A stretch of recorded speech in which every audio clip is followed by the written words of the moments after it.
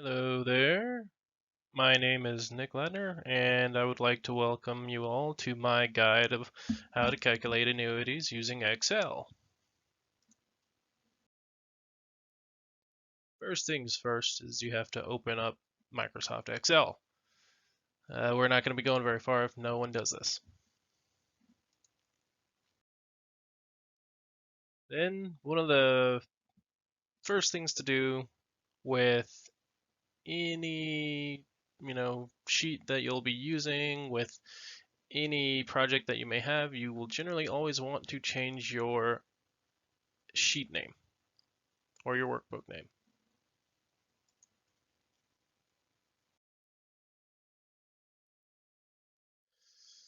So, general factors of an annuity.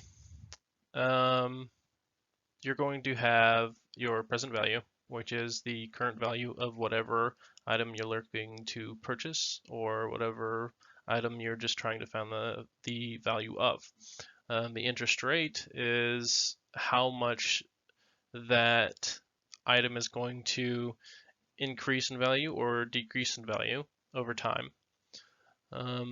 The NPER is the number of times the interest is compounded, and a very important and often misused calculation whenever you're calculating annuities. It's very easy to mess up because those take a lot of tampering with if you have multiple variables of time, for instance.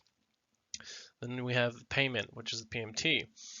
Payment, of course, is what you're going to be paying or what someone's going to be paying you depending on what you're doing. The future value is going to be FE, of course, and it's going to be what the value of your item is in the future, whether it's depreciating value or you have a bond or stock, for example, and it increases in value. First thing we want to do is we want to check your interest rate when you're able.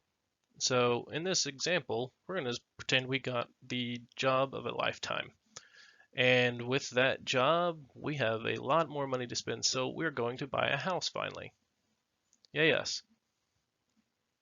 As we can see here, the APR, or the interest rate, they are slightly different because that's how they get you. But basically, while doing these calculations, we're going to be going off of the APR. And as we can see here, that is 2.996% over a 30-year fixed rate. And that's generally what people do because the payments are going to be lower.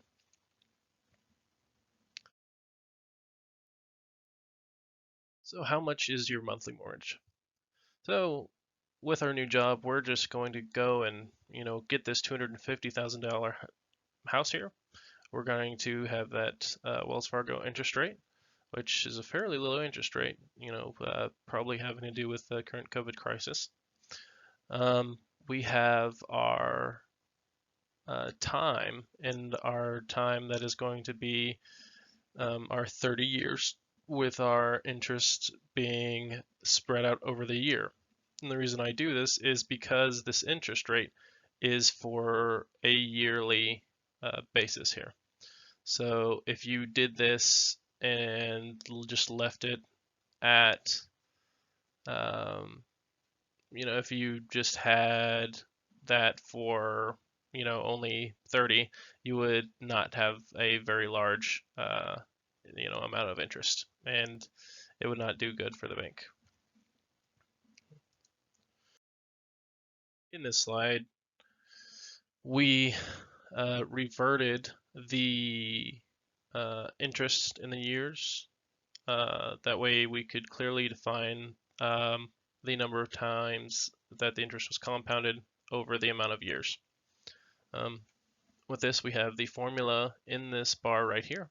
That is going to be the payment, because we're trying to find out how much we're going to pay for our monthly mortgage.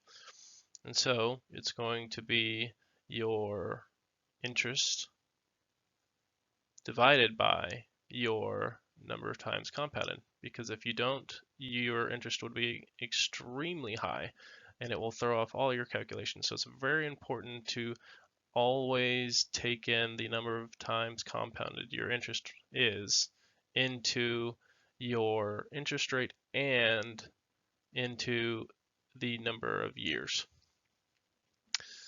Sometimes problems are very nice and easy and you only have to worry about the annual interest rate, but oftentimes that is not the case in most cases.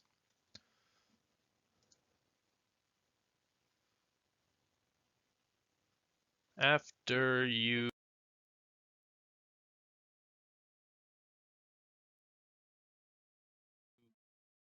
hit submit, the amount you will be paying monthly will be $1,053.47. The reason it is red is because right here we have it listed for money, which is going to be right here under the currency. And you could also turn this to a percentage to make it easier and more pleasing to the eye, but I left it there just so people understood that it had to be in this process, in this look, so that you don't have 2,900%, for example. Right here, it's going to be in brackets in red because it is negative. You are paying that monthly, so that you are losing money. Even though you are getting money for the house, you are owning more of it, that is still how much you will be paying.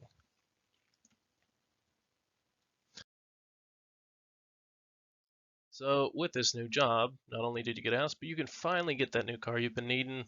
It's not going to be clunking down the road anymore. So with this car, you want to know how long it'll take to pay off. So you're going to get a pre-owned car, low mileage and everything.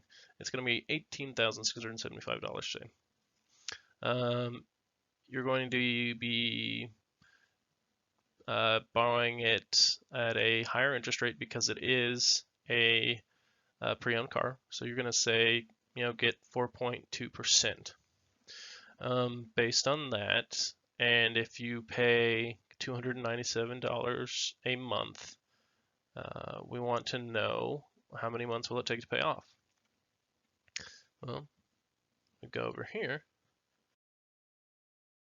and here we are.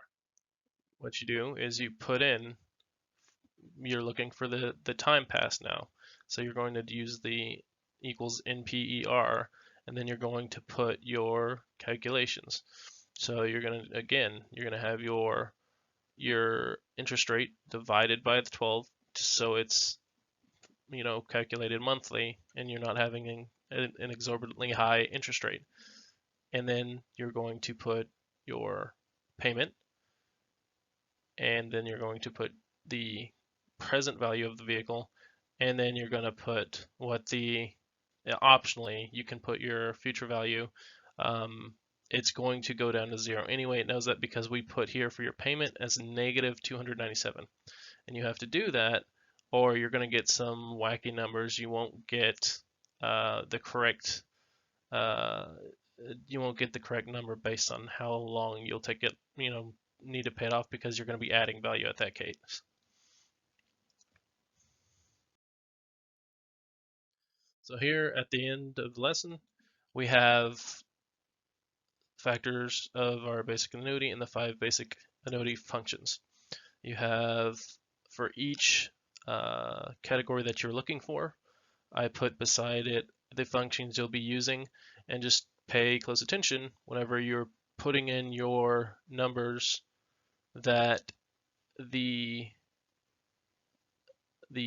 functions do change a little bit, and it's very important that say if you have a present value or even a future value, you're going to be paying, or you're either buying something, you're going to be losing money at the start, so you'll have to do a negative present value, or you are going to be earning something, and by paying something into that object, such as a long-term annuity for retirement, for example.